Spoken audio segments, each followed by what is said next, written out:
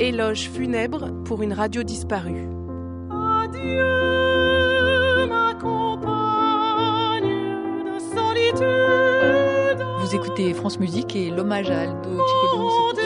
Rendez-vous de rêves et d'études, toi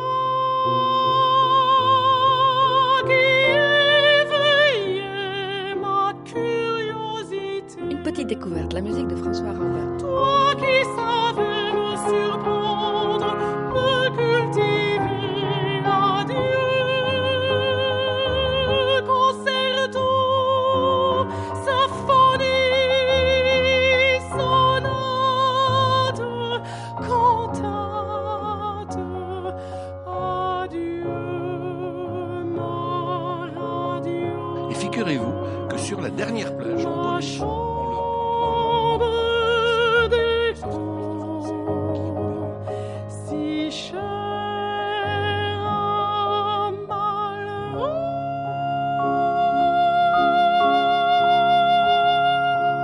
vous écoutez France Musique, il est 13h. La parole est à Madame Marie-Georges Buffet. Jusqu'où ira-t-on ?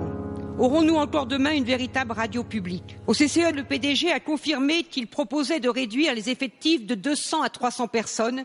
Voilà le résultat d'une gestion qui accompagne le désengagement de l'État. Et tandis qu'une foule innombrable pleure en cortège les cendres de ce que fut la chaîne de toutes les musiques, dans son bureau de palissandre, le PDG de Radio France succombe à la fatalité des politiques d'austérité. Arrêtez avec la redevance et la tutelle. Vous avez fait des choix. Vous êtes payé assez cher, je pense, pour ça. Donnez votre salaire, tiens. Non mais c'est pourquoi pas, après tout. Merde. Moi, je peux vous dire, ça fait 17 ans que je suis là. Je gagne 2300 € par mois. Chanson du gréviste pour les nuls.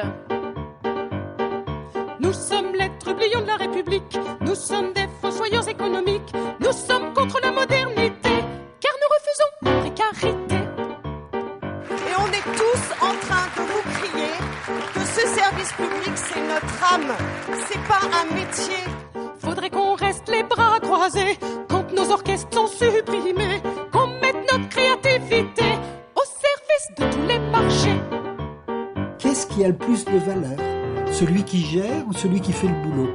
Aujourd'hui, ça montre bien que le pouvoir est au niveau de ceux qui gèrent. Faudrait se laisser sacrifier par des gens qui n'ont même pas d'idées, des technocrates, des financiers, des ignorants décomplexés. J'en ai marre de tous ces petits mecs qui ne pensent qu'à leur ego, à leur fonction. Donc on retrouve la politique, la vraie, l'archaïque. Vous savez, celle qui fait qu'on a des valeurs, qu'on a un projet, qu'on fait ce qu'on a dit. On n'en a rien à foutre d'avoir un chauffeur, deux chauffeurs, un grand bureau, un petit bureau. Voilà. Merci, chère Martine. Sinistre cortège que celui de la culture française, sacrifié à l'aune de la rentabilité. Près de 150 festivals ont déjà disparu cette année, suivi des conservatoires départementaux et régionaux, suivi des écoles de musique et d'art, des troupes de ballet, des orchestres de province et de tous les autres lieux de débat et d'art contemporain. La chanson du technocrate, interprétée par Fleur Pellerin.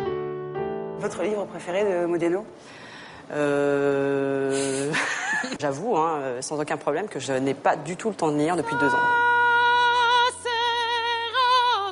La culture, ça sert à rien. Ça sert à quoi ? La culture, ça sert à rien. C'est pas la peine d'avoir de l'esprit. Bah non. Quand il s'agit de gérer un pays. Et c'est pas en lisant Victor Hugo qu'on se fera des chèques à 5-0. On avait viré Sarkozy à cause de ses mauvais coups. Or, Hollande fait 10 fois plus fort. La culture, ça sert à rien. Ça sert à quoi ? La culture, ça sert à rien. Ça sert à quoi ? Merci pour cette séquence. Vous savez que moi, je vous écoute régulièrement. Et je pense que la radio, l'information, la radio qui est impertinente, la radio qui enquête, c'est de la bonne radio. C'était un commentaire du président de la République.